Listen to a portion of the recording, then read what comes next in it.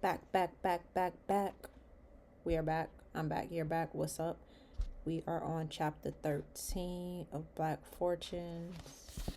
Let's get it. A new century. Success is to be measured not so much by the position that one has reached in life as by the obstacles which he has overcome. Booker T. Washington.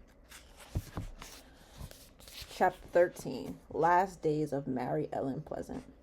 In 1892, when she was 77 years old, Mary Ellen Pleasant purchased a ranch in California's Samana Valley. The grounds of her home spanned more than 900 acres and was set against a backdrop of green mountains. The property had acres of crops and pastures, a lake, a horse racing track, a vineyard, and several guest houses. There she spent $50,000 or $1.5 million today to build a mansion after spending $100,000 $3 million today to purchase the property from John Drummond, a famous California winemaker. She built it to resemble the mansions on southern plantations, with a wraparound porch and balcony held up by white pillars, where she was often perched in a rocking chair, enjoying the cool breezes of the California wine country. Her ranch was her most public display of her wealth, and she used it to send up her critics. The papers had refused to call her by her given name since her streetcar trial, referring to her in print not as Mary Ellen, but as Mammy. She hated it and returned the letters addressed to Mammy Pleasant without opening them. She had been born free in the North, but the race-baiting journalism spread rumors that she was a Southern slave or voodoo priestess from New Orleans. Some people have reported that I was born in slavery, but as a matter of fact, I was born in Philadelphia, she said. Her plantation-style estate was perhaps a way of having a laugh at her detractors. In 1892, as she was preparing to spend her first summer at her new home, she received a telegram from the estate of the former California governor, Newton Booth. He and Pleasant had remained fond of each other after he was elected governor of California and had kept in contact over the many years after he had left her house for the governor's mansion in Sacramento. The envelope that was delivered to Pleasant contained a message inside. Booth was dead. The letter said that one of Booth's last requests had been that she attend his funeral. Booth's death hit Pleasant just as hard as the deaths of her husbands had. She had met Frederick Douglass and John Brown and rubbed shoulders with millionaires of San Francisco, but she believed that Booth was the most brilliant man she ever met. At Sacramento City Cemetery, Booth was laid to rest in front of hundreds of friends and mourners. The cemetery was canopied with trees and cherry blossoms. Booth was buried in a plot underneath a tree with red blossoms on its branches. As Booth's pallbearers carried his coffin to his grave, Pleasant followed behind them with tears streaming down her face. She shook so heavily with sobs as they lowered Booth into the ground that she had to be escorted out of the cemetery. After the funeral, she went to stay at Thomas Bell's mansion. Bell's wife, Teresa, decided to spend the summer at Pleasant's ranch, leaving Pleasant and Thomas to run their mansion and the staff. At 8:30 p.m. on October 15, 1892, Thomas retired to his bedroom on the third floor of the house. Shortly afterwards, Pleasant retired to her own room. At 10:30, after a loud crash, one of the servants discovered Thomas unconscious on the ground floor of the house, having fallen 20 feet from the top of the stairs. Doctors were immediately called, but he never regained consciousness and died at 1:30 a.m. The coroner came to the house to question Pleasant and Bell's son, Thomas Frederick Bell, Jr., who was also in the house when Thomas fell from the stairs. Teresa rushed back from Samana Valley after her husband's death. Mr. Bell had been ailing for about 2 weeks now and had been in bed since last Monday, Pleasant told the inspector. He was badly run down, the doctor said, and besides, he had trouble with his skin that just kept him in torture. The coroner questioned the servants at the house and the doctors who had treated him after the fall. After examining Bell's body and reviewing his interview notes, the coroner ruled Bell's death an accident. Journalists showed up at the house almost immediately after Bell's death. In headlines, they dubbed the mansion the House of Mystery and implied that Pleasant had killed Bell. Pleasant wasn't shy about pushing back. Of course we don't know just how the accident happened. Nobody knows, the 78-year-old Pleasant explained. But we think Mr. Bell may have been dazed when he started down to the kitchen. I think he got to the bottom of the upper flight and then fell over the railing from the first step. The railing is low and it would be easy to fall from the stairs. Bell was buried in a cemetery on top of a hill in the west of San Francisco. His estate, which consisted of railroad stock, mining claims, and about $1 million in cash, was valued at $30 million, or $827 million today. Bell left a third of it to Teresa and stipulated that the estate pay her a monthly allowance of $5,000, or $68,630 today, to care for their children. The courts later lowered that amount to $2,000, which would be $27,452 today. Before Bell died, Pleasant asked Bell not to put her in his will, for she felt that he had paid her fairly when he was alive. She didn't need anything else. She had her own fortune, which included real estate, boarding houses, stocks, and cash, and she had a net worth close to $1 million. She had been hounded by the press for much of her life, and she knew that her name appearing in Bell's will would only lead to scandal. After Bell's death, Pleasant retired to her ranch in the Somona Valley. There, she was frequently ill and bedridden. Visitors often came to see her and sent her flowers. "My bedroom looks like a florist shop," she remarked from her bed. The years after Bell's death, Frederick and Teresa mismanaged and bickered over his estate. They drained the accounts by spending and bumbling the investments Bell had left them. In 1897, as the estate was running out of money, Frederick took aim at Pleasant. He filed a lawsuit against her, claiming that she had mismanaged his father's estate and insinuating that she had killed Bell by pushing him down the stairs. Pleasant was 83 and ailing when Frederick came after her. This suit has been brought by Fred because some enemies of ours have urged him on, and his action is too shameful to speak about, she told reporters. Having burned through his father's money, Frederick laid claim to Pleasant, alleging that she had amassed her fortune by stealing from his father. Thousands of dollars were being pilfered by Pleasant, a mammy in disguise, he said. He asserted that Pleasant's personal property, which he valued at $200,000 or $5.8 million today, including an expensive jewelry collection, had been brought with money that had belonged to Thomas Bell. What? The case divided the city, with African Americans siding with the elderly Pleasant and her claim that her money, property, and possessions were her own. Whites sided with Frederick's contention that her $1 million fortune was ill-gotten. Teresa stayed loyal to Pleasant throughout the trial. In 1894, at 80 years of age, Pleasant had signed her estate over to Teresa. Her health failing and with no heir, she wanted Teresa to have the property and keep it away from Fred. During the trial, she and Teresa holed up at the Somona Valley estate. Teresa kept her young children there, where they rode horses and played in the orchards. The girls think of nothing but horses and riding, she wrote in her journal. As Fred's case got underway, Teresa feared that Pleasant was going to lose everything. It had probably been a good idea to sign the estate over to her. MP is out looking for bills in the Fred Bell case. I am in a state of dread, she wrote in her journal. 3 days later, Pleasant lifted Teresa's spirits by buying her a fancy French hat. It was quite an event. I have not had one in years, Teresa recalled, remembering that her spirits had been momentarily lifted. In 1898, she returned the ownership of the ranch to Pleasant so she could take a loan against it to cover her legal bills. In April 1899, Pleasant and Teresa got into a fight.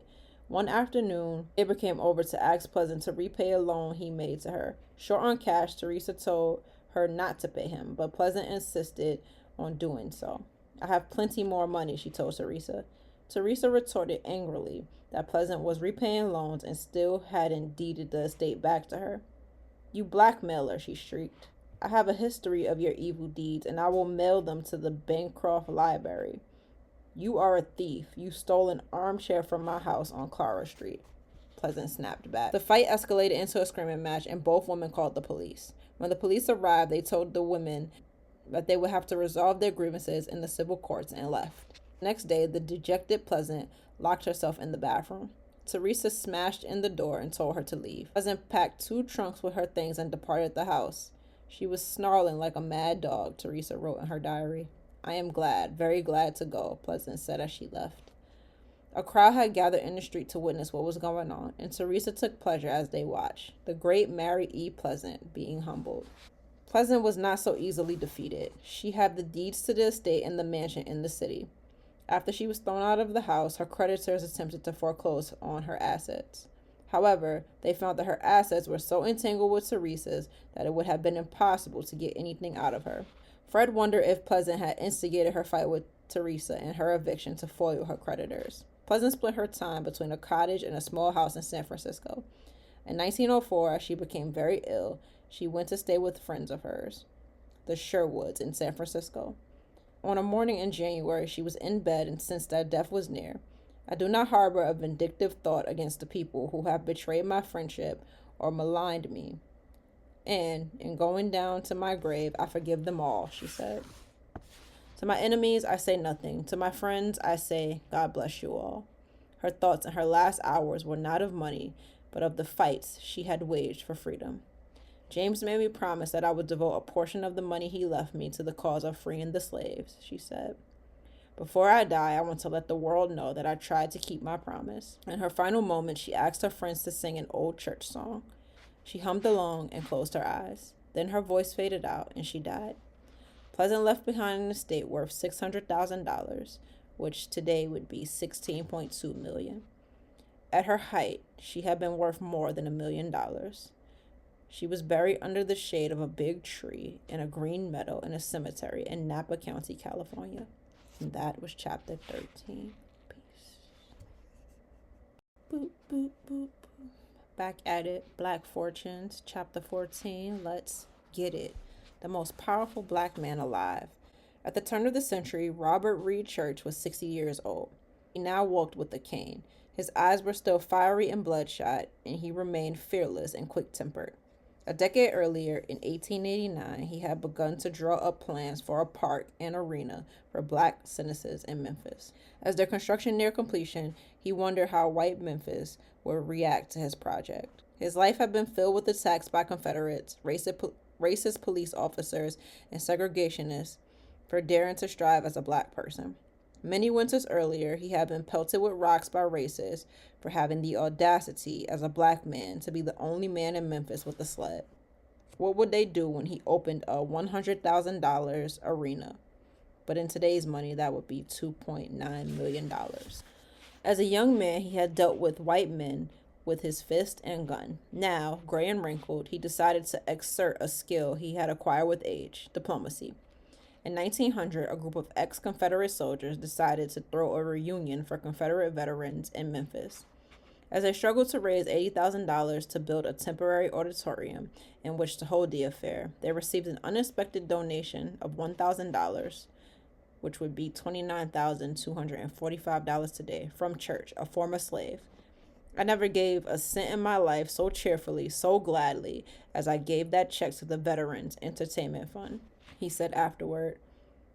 He had learned that goodwill could be bought when he had helped bail out Memphis from bankruptcy. He hoped that $1,000 would be enough to protect his arena from the same resistance as his pool hall, which a white mob had burned down when he was a young entrepreneur. Church Park and the auditorium opened a few weeks after the Confederate reunion without incident. The 1,200-seat auditorium had 2 levels, including a balcony. The stage was covered by a drop curtain that had a painting of the burning Bulletin No. 2 on it. Behind the curtain was a dark-stained wooden stage with a bandstand. The auditorium sat on a 4-acre park ringed by flower gardens with carnival rides, an outdoor theater, gazebos, and orange trees. Peacocks roamed its grounds, spreading their colorful tails to the delight of visitors. Put on concerts with big bands. Eventually, he called his park a resort for colored people. Since he had built the park without loans or partners, black newspapers began to refer to him as the wealthiest black man in America. Church and the park's African-American visitors were left alone. It seemed that Church's $1,000 donation bought him, Memphis's African-American population, enough room to enjoy the paradise he had built for them. To segregationists, Democrats, and white nationalists in Memphis, Church's overture may have appeared to be a political surrender, but in fact, it was exactly the opposite. In 1900, shortly after the opening of his park, Church became a delegate to the Republican National Convention. There, he nominated Theodore Roosevelt for vice president and William McKinley for president. He donated $5,000 or $146,225 to the ticket making him one of the largest contributors to the campaign and winning him favor with the White House. Church's younger self, an enslaved boy in the Mississippi Delta, might have found his current station in life incredible. He was now a millionaire, the richest black man in the country, with a line to the president. Church became acquainted with Booker T. Washington around 1900 when Washington was starting an organization called the National Negro Business League, a black business network and think tank. Church was one of the first to join. Beyond sharing an interest in black entrepreneurship, Church and Washington didn't see eye to eye. They vehemently disagreed on everything. Church sent his children to boarding school, to college at Oberlin, and donated to black schools. Having been deprived of an education himself, he resented Washington's focus on manual labor instead of education and ballots. Their differences aside, the two became allies, and Church invited Washington to be one of the speakers at Church Auditorium. When McKinley was assassinated in 1901 and Roosevelt became president, Church was among the group that encouraged President Roosevelt to invite Booker T. Washington to the White House as an olive branch to black America. After the death of his friend Frederick Douglass in 1895, Washington had assumed the mantle of the most prominent and influential black leader and activist in the country. On May 2nd, 1901, Roosevelt, heeding the calls from Washington supporters, invited him to dinner at the White House. For men like Church, who had been born into slavery and lived in a segregated South, the symbolism of seeing a black man dine in the White House with the president was awe-inspiring. Church later wrote the president and asked him to give an address to the colored people of Memphis in Church Auditorium. The crowd in Church Auditorium was jubilant in 1902 when President Roosevelt took the stage and stared out at a sea of brown faces. Church sat behind him in a pinstripe suit and bowler hat, rocking back and forth in his chair and holding his cane in his hands. A brass band played Dixie, followed by the Star-Spangled Banner, and then, after speeches from the mayor of Memphis and the governor of Louisiana, Roosevelt took the stage and gave a short speech. Afterward, he stood and waved to the crowd as the band played "It'll Be a Hot Time in the Old Town Tonight." Though not as sensational, the president's address to an all-black audience in a black-owned auditorium in the South was in many ways as much a milestone as Washington's dinner at the White House. Church was now a power broker politically, socially, and economically. Church continued his economic ascent, buying buildings in Beale until by 1906 he owned most of the district. That year he opened a bank in one of the buildings and named it the Solvent Savings Bank and Trust Co. It was a 2-story brick building painted white with a plate glass window. Church, who had for years lent out rolls of cash from behind the bar and in the back rooms of his saloons, was now officially in the bank business as the first black owner of a bank in Memphis. He deposited $25,000, which would be $671,272 of his own money, and the bank promised to pay 3% interest on deposits. In 1907, the Panic of 1907 started a run on the banks. The unfortunate timing could have ended Church's bank. If all his depositors took out their money at once, it would fail. He staved off a run on the bank by exhibiting stacks of money in a plate glass window, thus assuring his customers that he was solvent and it was safe to keep their money there.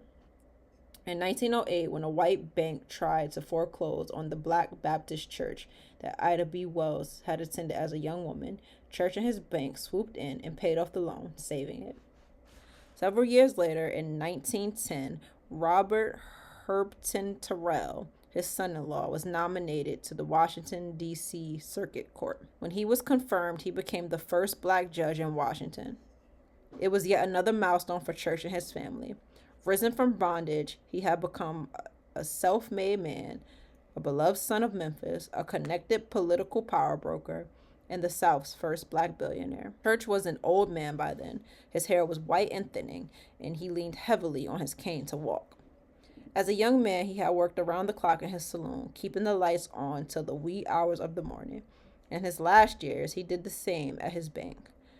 Working beside his son, Robert Reed Church Jr., the heir of his dynasty, the elder Robert Church spent his entire day in his office at the bank, writing loans and drumming up deposits.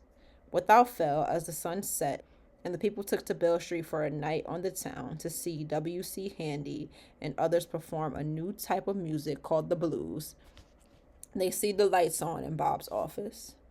In the summer of 1912, Church began having heart trouble and was put on bed rest. Fearing the worst, his friends and family members flocked to Memphis to say goodbye. In his final hours, Booker T. Washington went to see Church. He was the last person to see him alive. In August 1912, Church died of a heart attack. He left behind a wife and 5 children and an estate worth over $1 million. That is Mary Ellen Pleasant in 1901. And that is Robert Reed Church in 1899. That's President Roosevelt speaking at Robert Reed Church's Park in 1902. Theodore Roosevelt. And that is the church auditorium built by Robert Reed Church, 1904.